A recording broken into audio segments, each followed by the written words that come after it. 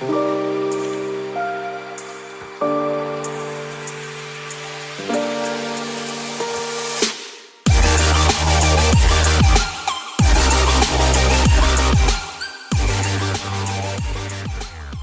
and gentlemen, boys and girls, welcome back to the World Class Waffle podcast. This week we come to you for episode 17 of the podcast, and things are going in the right direction for this podcast. If you saw our little teaser video on Tuesday, you will know that big things are happening here at the podcast.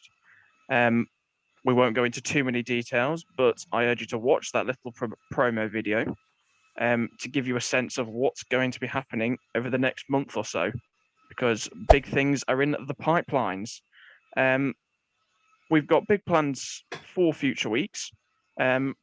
Mark your diaries for the 19th of April, which is when the big reveal does happen.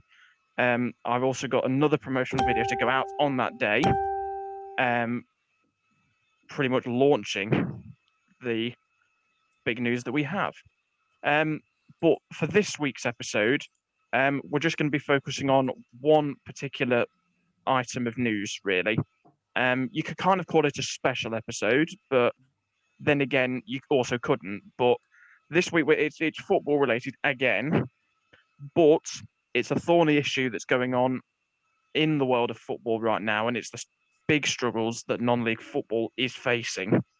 And there's no other way to put it than it's messy. It's very, very messy. But let's dive straight into things as the World Class Waffle presents non-league football. And now Albi Barnes. Oh, it's an equaliser. Albi Barnes. And the main story in question really is the trouble that has been going on at Dover Athletic over the past 2 months, really. I mean, Dover haven't actually played a competitive league game since the back end of January due to COVID, furloughing players, and just all hell's broke loose, really, at the Kent Club. And we don't like to see it in non-league football, which is the heart and soul of the English pyramid.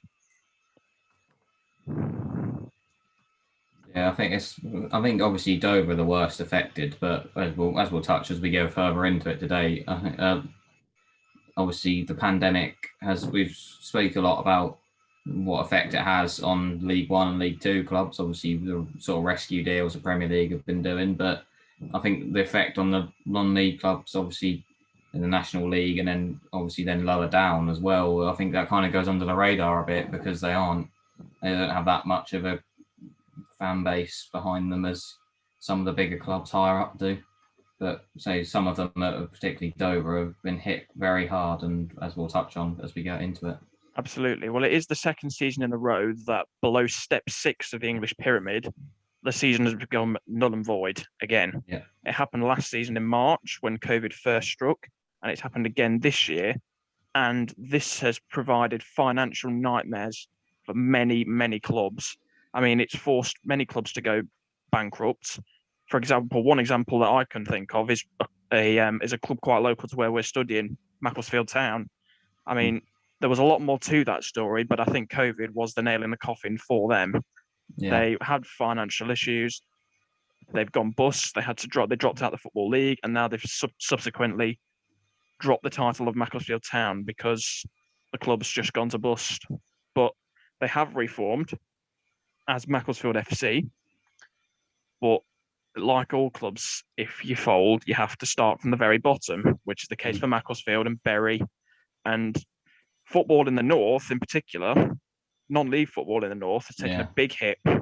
But there's no questioning that the biggest story at the moment is what's going in the south of the country, particularly Dover.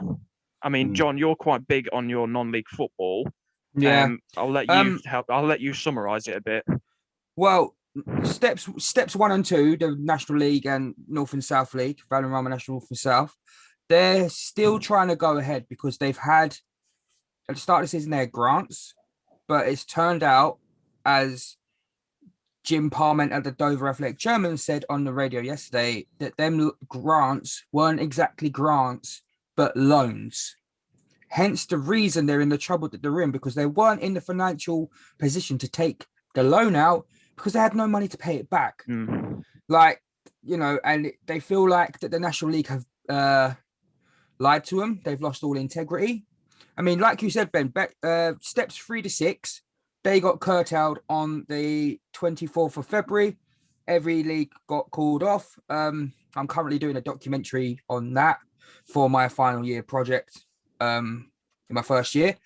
But I mean, the National League, because they've had this money pumped into them by the government, by the FA, they feel like they have to continue. But then again, the clubs haven't been getting, in my view, the right treatment or the right guidance or the right help. Yeah. If you go by what Dover Athletics chairman have said, they've lost all integrity, and there is going to be a vote of no confidence in the board of the National League because they're chucking in like they're allowing people to do a few things that ain't against some of the rules in the National League, like in the rule book, and even a few teams have had to look at the rule book with these charges, because it's not just Dover that's affected this, has it been? Basically, it's not just Dover that have been handing out fines. There's also 16 other clubs, as well as Dover, who have been handed out fines for failing to fulfil fixtures, which was one of the unknown rules in a sense that many National League clubs didn't know of, that they were fining people for not fulfilling fixtures. Dover had to pull out of the National League, as did Macclesfield Town, which means that division has now only got 22 sides in it, other than the normal 24. And Dover, as a result, are considering taking legal. Well, I say considering, they are taking legal action. They will take legal action, yes, against the National League and the government, because with the board, they've been turning a blind eye to a few of the rules that are being thingy. Like the Dover chairman turned around and said, like, you're furloughing players, but then you're signing youngsters for lesser money and fielding weakened sides, which is against the rules. This was also prominent in another National League club, Chesterfield, who have had former Football League experience. They furloughed a lot of their first-team players, but are signing new players to come through and playing instead of those furloughed players, which makes completely no sense whatsoever. Another situation which is close to where I live back home, Maidstone United. They've furloughed their entire first team. Absolutely. It's just ridiculous, because I've been to Dover Athletic. It's a nice little stadium, and I've been to Maidstone United's Gallagher Stadium. I played there in a charity game.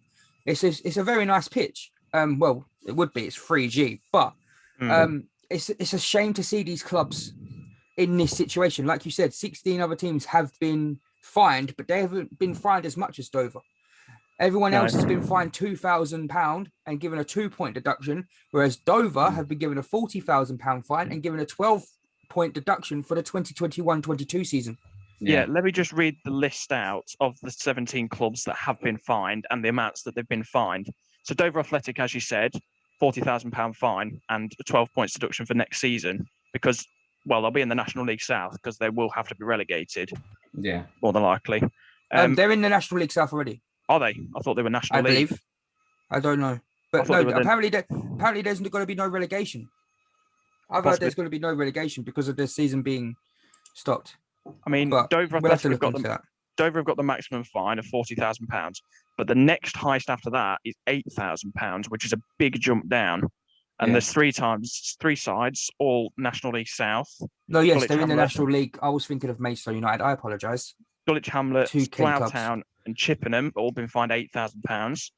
Then we go back up north for 3 sides that have been fined £6,000. Bradford Park Avenue, Blythe Spartans, and Farsley Celtic all been fined £6,000. Bath City have been fined £4,000. Southport, Concord Rangers, Darlington, and Gateshead have all been fined £2,000. And then Kettering Town, the amount that they've been fined is unknown. And that is a lot of money in fines, which is nowhere near the club's fault at all, because they're having to furlough players. Non-league football is driven by supporters being in the ground and, well, sponsorship money from sponsorships that they can get. And it's not good to see. And I think the government have got to, well, as you may be aware, we've slagged off the government quite a lot on this podcast. But this is a different side of the story because it was more handling of COVID before. This needs to be dealt with by the Department of Culture because it's a big, thorny issue and one that's not going to go away anytime soon. So the big problem is the fact that obviously there's a lot, you said, there's a very sizable amount going out in fines, but the reason they obviously couldn't fulfill their fixtures is because they're struggling for money. So they've had to take this. So they've now been given fines that they are going to really struggle to pay, which is actually just going to make the problem worse. Well, it's not the state of the club. It's not even that, Ben. It's like Dover's chairman said that, they were going to take the grant, but then looking deeper into it, it turned out it was going to be a loan. So then that's been a lie, because they say the Premier League, the FA, the government said, oh yeah, we're giving grants out, we're giving grants to these clubs to survive, but that's not been the case. Apparently, according to Jim Parmenter, the Dover Athletic chairman, it's been a loan. So, I mean, this pains me because the millions and millions and millions that gets pumped into the Premier League, right? That's all the FA care about. And yes, I'm calling you out, Football Association. That's all you care about, right? These other clubs, they make up the English football pyramid, the league system, right? Why are you doing this? Everything, it should trickle down the money throughout the leagues, throughout the EFL, and then to non-league as well. There's enough money in football to do that, to keep these clubs going. Absolutely. Yeah, there was a lot of, especially during the first lockdown, just before Project Restart, there was a lot of backing for Premier League clubs to help support EFL clubs and non-league clubs financially. It just shows how selfish the Premier League are. It is as well, Premier League, and I'd even go as far as Championship as well, because there's some big financial clubs in the Championship, most notably the likes of Middlesbrough, Norwich, those sort of teams, but they need to support the local sides. And I mean, before Christmas, we went to Hanley Town and we had a good night there. I know it was. I know it was below Vanarama National League, but it was football and it was at a reasonable price, and we had good. I urge everyone to go to their local non-league football team and help them out. Buy tickets, buy merch, buy shirts. These clubs need all the help they can get. They do, absolutely do. There has been some mixed views though from the fallout of the National League system, because quite a lot of the clubs are actually against the idea of Dover, and many of them aren't actually supporting Dover in this case. But I know for a fact that one club is. Kings Lynn's chairman, I'm not quite sure on his name, but he has openly said that he backs what is going on at Dover, and he thinks they shouldn't be punished at all, whereas many other chairmen in the league think they should be punished because they've signed up to rules and they aren't sticking to them. I mean, there's always two sides to the story, but I think you've just got to use common sense in these sort of situations. If they are going with a vote of no confidence, then like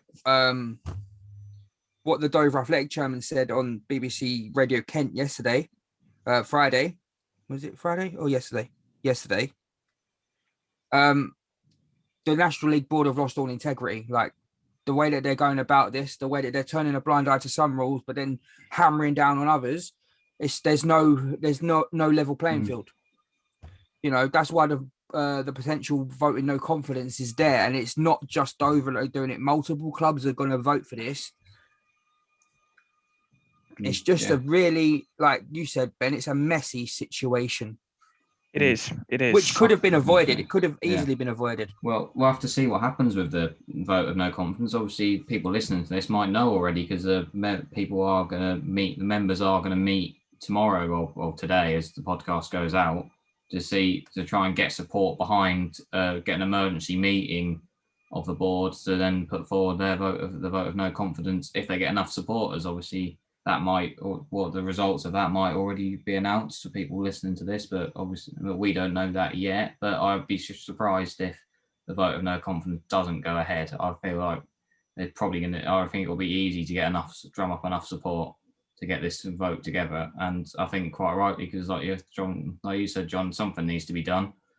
it's been whole situation's been handled poorly by the FA and all the other authorities. Obviously, they've had some sort of funding coming. They got 10 million from the National Lottery non-league clubs, but that ran out in December, and then they've just not really been given any sort of substitute from anywhere since December. Well, let's look at the bigger picture, okay? This is what we're focusing on the National League, but the steps 3 to 6 below the Vanarama National League, there is an array of leagues and so many clubs that are in the same situation as everyone in the National League, but they're just not getting any attention because the season's finished. You know, there's still clubs and players that have to be paid. There's still like facilities that have to be run and maintained. Like, you know, it just something needs to happen and something needs to give. And like what with the vote of no confidence, I've read in an article here from the non-league football paper, and it states National League General Manager Mark Ives, we've had to go to the rule book over the charges. They don't even know themselves. Like, it says it all, really. Yeah, I think the lowdown from what I can take from this is there needs to be a bigger inquiry into this higher up. For example, well, I'm just looking here on my screen right now. It needs to be dealt with by arguably the highest figure possible for the Department for Culture, Media and Sport, which is Oliver Dowden. And he needs to sort this issue out, either take it to Boris Johnson, ask for more funding, ask Rishi Not Sunak, loans.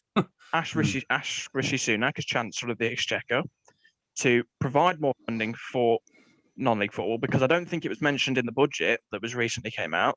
But there was a bit for grassroots football, but nothing necessarily for non-league clubs, for example. But the pressing issue for me is I feel more sorry for the clubs that have to ground share with certain clubs, because they're having to pay rent on that facility, which they cannot afford. And like you said, they're having to take out government loans, which will eventually have to be paid back, and they can't afford to pay it back at this moment in time. Well, yeah, that's the thing. It wasn't, well, as Dover Reflects, Shama said it. They were promised promised grants that turned out to be actual loans. So if that is true, that's a tragedy from like the higher up sources, like the Football Association, the government, because like the whole point of this is to help these teams that haven't got any money, or their owners are running out of money because they're pumping so much into the teams. So for giving them a loan for a short-term solution, a short-term solution for a long-term problem is ridiculous, because they still have to pay back plus interest. The issue that gets me most is we see the Premier League footballers such as Sterling, Bruno Fernandes, Kevin De Bruyne that are practically earning £1 million a week, for example. And then you see the likes of non-league players who are struggling to pay their families because they're furloughed from their jobs, their everyday jobs, because the majority, well, in fact, pretty much all of non-league clubs are part-time. And yeah, below step 2, they have other ways of income. They have like full-time jobs, as well as, you know, training 3 times a week, games on a Saturday, games on a Wednesday night if need be. Yeah. You know, it's morally wrong that you've got players in the Premier League earning close to £1 million a week, and then you've got these young upcoming talents and those players who play for the fun of it in a way, but also play for some financial backing, and they can't afford to feed their families at the best of times. No, it's morally wrong, and ethically it's poor from the government. If every team in the Premier League and the Championship set up a funding pot and every team put 1.5 million in from the Championship and the Premier League, that would do a world of good to these teams below the EFL League 2. Yeah, it would, because that's £6 million. It's about 70 million quid they'd fund if because it's 54 teams putting £1.5 million each. It works out roughly about £70 million. Yeah, but it wouldn't make a dent into these teams' finances. Absolutely That's the not. thing. Absolutely not. It's like loose change for them. Exactly. You've got people like Sheikh Mansour in charge of Manchester City. Abu Dhabi Prince pumped £22 billion into Manchester City. Why can't they support their non-league clubs in that area, such as Stockport or, I don't know, Droylsden or Curzon Ashton, who were one of the sides who were having big trouble. Exactly. Why? Why can't Sheikh Mansour help the non-league clubs? I think it's an interesting point there. I think that is kind of part. A couple of weeks ago we were speaking about Chris Wilder, and we were saying how the foreign ownership in the top level of the Premier League can often clash with the passionate English managers, and I think it's kind of that response here. There's not really enough English owners in the league now. You think you say why can't Sheikh Mansour, but you see from his point of view, if he's in it for the money, and he's running Man City as a business, he doesn't really care. But you think had they got proper English proper English owner, somebody just owns the club because he loves the club, like back with sort of when like Elton John owned Watford, and you've got a fan of the club running the club, you have that sort of thing, then maybe there would be more support because they know how big non-league football is to people in the area. Whereas a lot of the owners now don't even live in England. They sit back and run the club silently from their massive penthouse in Dubai or somewhere. So let's just get this straight. I'm just checking here, and Brighton are fully owned by a British entrepreneur, and they do a lot of work in their community with clubs. Fair enough. Newcastle is solely British owned, but we'll gloss over that because Mike Ashley's a knobhead. Stoke City, they're owned by Bet365. Absolutely Stoke. Although the ownership there's had its troubles here and there. Mm-hmm. Spurs have got full British ownership. Daniel Levy and Joe Lewis. We've got West Ham as well, Sullivan and Gold. But then again, they've had some American backing as well. Yeah. But there's only 3 Premier League clubs have got full out British ownership. Yeah. And I think that's where football's gone. Money. Yeah. That's all it is. I think that's more of the point. I said it doesn't necessarily have to be English owner. It just makes more sense from the non-league perspective. But I think this is kind of showing now. There's not enough football fans running football clubs. It is gone. Like, that's one of the things I've been doing loads of research into it the last week or so to write an essay on it. But you go back to the 60s, 70s, 80s. The owners of clubs were fans of the club. They bought into the clubs they were a fan of because they wanted to help them. Whereas now it's people who want it as a business. Like, I've been looking a lot into the history of Ipswich Town recently because I'm from Ipswich, it's a local club to me. And the owners throughout the glory years they had in the 70s and 80s were the people who owned the breweries nearby. They bought into the club because they love the club. They've been fans and they saw it going a chance to buy in. Whereas now you've got Marcus Evans there, who he didn't even show his face for the first 5 years or so of owning the club. He just sat in his office, putting the odd bit of money in there. This is why I worry for Burnley, because Burnley is a working class town. Most of its supporters are working class people, and the club has always had the reputation of having British ownership. I mean, for many years we've been the lowest. Well, in terms of owners' net worth, our former owner, Mike Garlick, has had by far the lowest of any.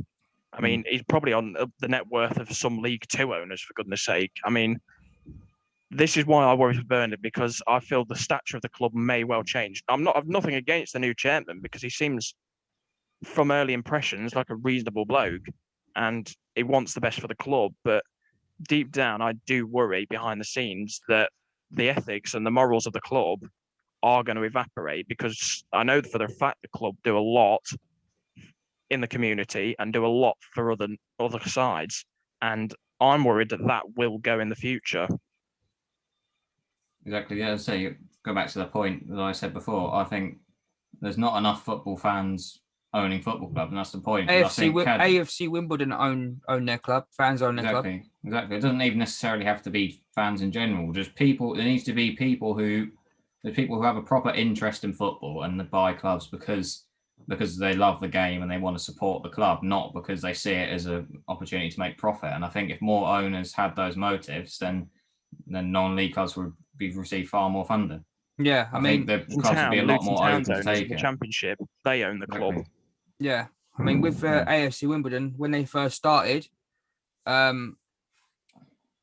was signed to their youth team right at the beginning of their story, like 100 years ago, and they had to share with Kingstonian, FC, and then they had an initiative where they they were collecting bottle lids, like off of Coke bottles, Hmm. and every lid was £1, and that's how they bought the stadium.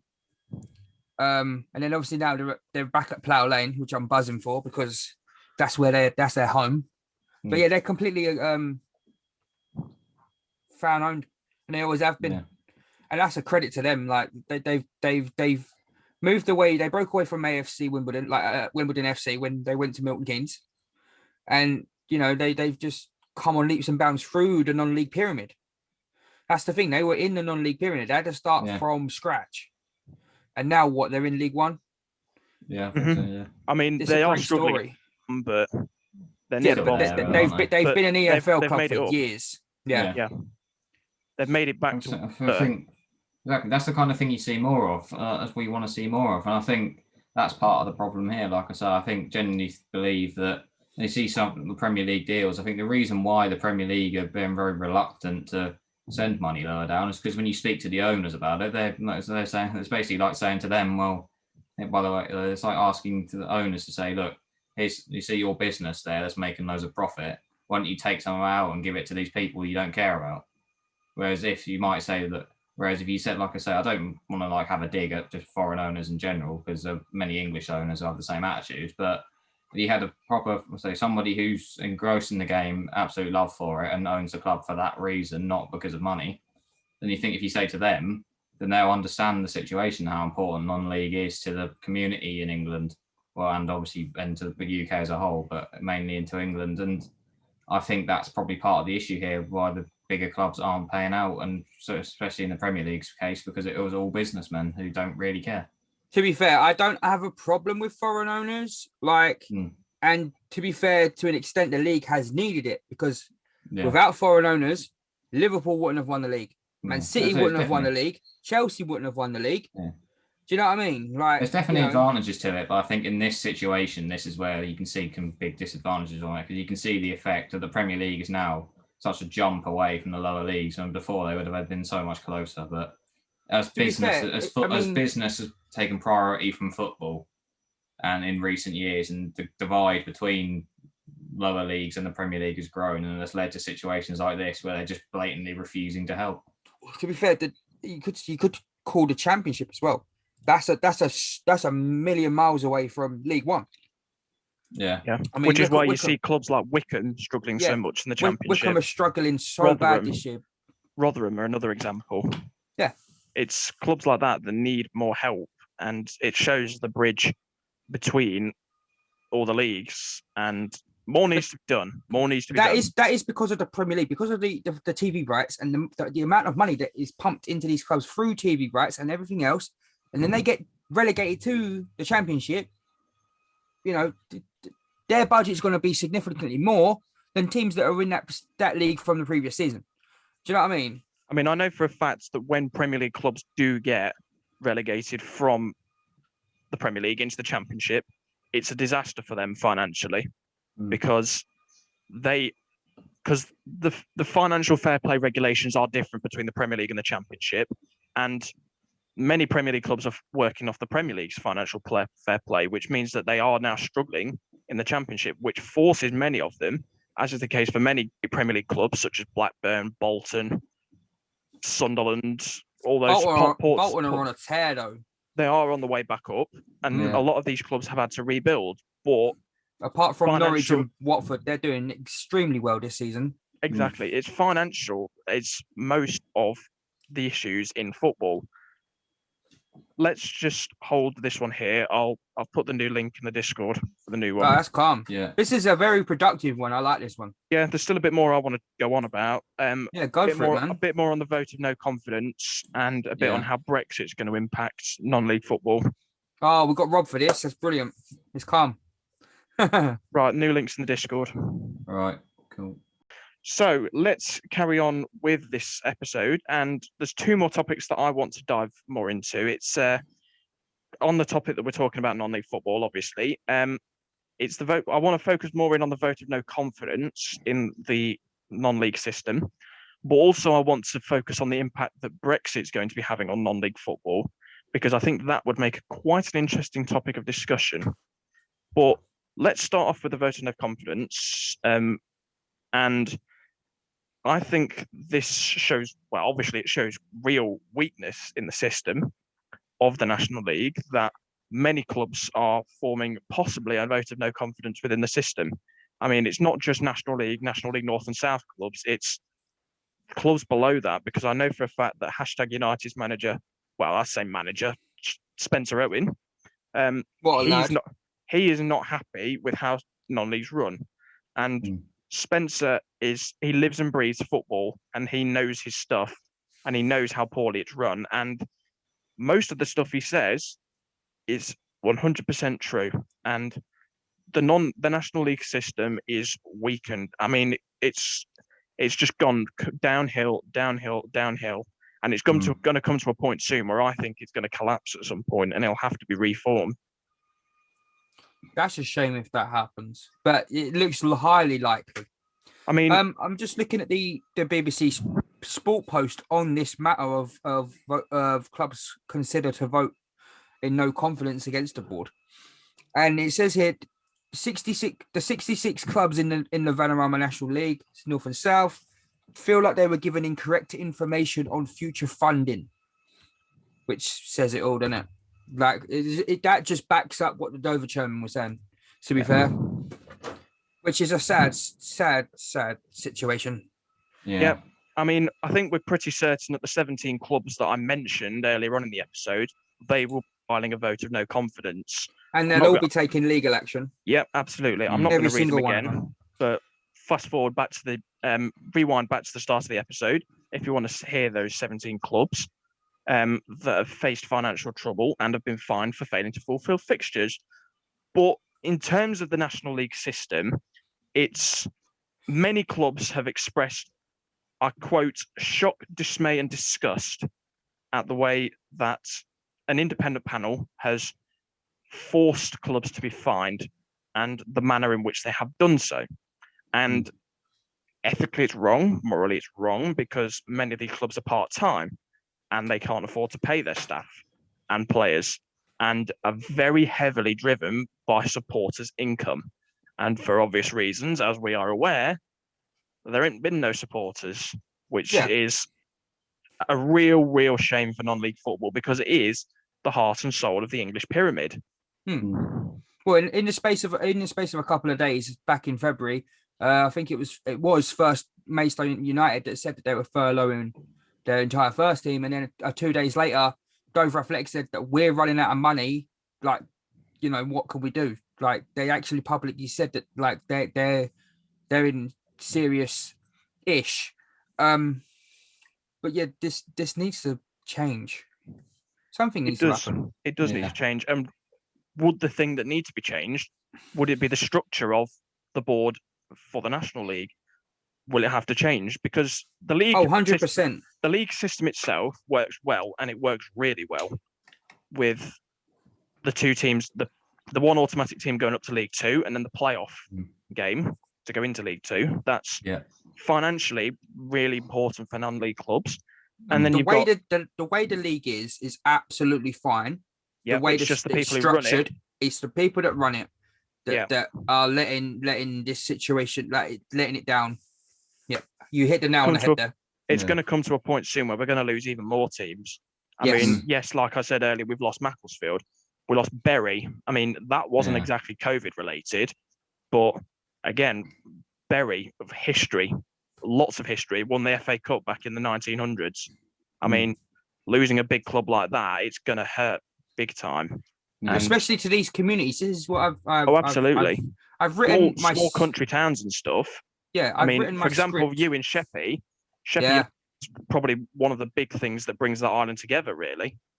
Yeah, it gets a good 150, 200 people in. I've obviously written my script for my documentary, but I've said in it, like, some of these clubs are the heartbeats of their communities. Like, like what you said, it brings people together. And to lose that, like, it's like taking, like, a missing piece of the jigsaw. Like, you know, it's just a lot of the clubs as well. You say they'll be the heartbeat of the community, but there won't be any big teams or nearby, or like other or EFL or Premier League clubs nearby. You'd have to, for people to want to do. They want to spend your Saturday afternoon, you want to go watch football. A lot of them would have to travel 15, 20 miles at the closest to go to the EFL club or a higher club. So if they lose their non-league club, then they lose their access to football effectively, or live football effectively. I mean, the way I see it in terms of how the National League is run is they have no leadership skills whatsoever. They are in it for the financial gain. That's the impression I get, because they're finding all these clubs to get more money going into the system, and they don't have any leadership qualities whatsoever. And that's the way that it comes across to me as a casual. Well, I don't have. There is no really any non-league clubs in Leicestershire. I mean, there's 2 from the best of my knowledge, and it's interesting to say the least. And I think there may. I mean, I have a few in Kent. I've got Dover, obviously Sheppey, Faversham Town, Ramsgate, Margate, Herne Bay, Whitstable, Mayside United, Ebbsfleet United, Bromley. Right, it's really. So I can, if I wanted to go and watch a team, I can. You know, I know they also have Gillingham in League One, but I mean, it's just like my worry is what happens to the teams below the Vanarama National League, North and South. What about them? That's what Leicestershire has. We don't have any teams in National League North or South. We've got Colville and a team called Heather, which is just outside Colville, who are both, I think, one's one step below the National League North and one's below the other team in one of the regional leagues. So they're steps 3 and 4. I think they are something along those lines. I mean, I'm not familiar with non-league football much at all from being a supporter of a Premier League club, like most of us are in society these days. Yeah. But we need to have more attention on non-league football because we do. The quality is good, really good. And most players start off at non-league and build their way up to being stars. I mean, the prime example is Jamie Vardy. Vardy. He started out at Oxbridge Park Steels in a small town just outside Sheffield. Went to Halifax, then went to Fleetwood, and he's ended up being one of the stars of the Premier League. I think he's the highest grossing transfer fee for a non-league club at the time. £1 million Leicester bought him for, and the amount of goals he scored for them, what an investment. And he's still doing it now at the age of 34. I mean, that's something really, really special. But the thing is, you got the others like Ollie Watkins. He went, obviously he wasn't in non-league, but he came from non-league. He started at Western Supermare. Yeah, no, he was on Exeter. Yeah, and then Ivan Brentford, Toney as well, Villa. I believe. Yeah. Another one who's actually having an amazing season at Brentford. Absolutely, I could see him playing Premier League football if Brentford didn't get into the Premier League. But I'd like to see Brentford in the Premier League because that's a community club. Yeah. I've been to Brentford. I went there for the playoffs against when they were against Gills, and their old stadium, Griffin Park, was a sight to behold. A pub on every corner of the ground. It was brilliant. But then obviously now they've moved into their new stadium and they've got no fans. It's shocking. I know. But I want to get into the let's dive away from the shambolic leadership of the National League system. I want to get into how Brexit's going to affect non-league. I mean, you'd expect it to not have that much of an impact, really, but it's going to mean that more clubs are going to be promoting new talents, and the Premier League clubs and the EFL clubs are going to be looking more to non-league for their young talent, because due to work permits and stuff, they're not going to be able to get people from the EU and Brazil, for example. They're going to have to promote from within the National League system, which is good for non-league football, because we want to see more people like Jamie Vardy, Ivan Toney, Ollie Watkins coming through the non-league system, and we want to see the next best stars. Well, it's the right term to put it is hidden gems. Absolutely. I think that sums it up perfectly. We want to find those new hidden gems, and it just takes a good scout to find a future star, like the case of Vardy, for example, who is the most notable, having come through from step 8 I mean, well, I say step 8. It's when step 8 is in the normal football league hierarchy. The They eighth are tier. step 8 in Stocksbridge. Goes to the National League with Halifax. He was playing non-league with Fleetwood before he moved to Leicester. I mean, Leicester from Fleetwood when they were a non-league club. I mean, that's confidence if ever there was any. I mean, I think Leicester are arguably the best Premier League club for scouting. Arguably, That was back when it was the Blue Square Premier. Yeah, I mean, a long time ago. Sponsorship's a big issue in the non-league because National League has had many different leading sponsors. I mean, as you said, Blue Square Premier. I can't think. I know they're sponsored by Vanarama currently.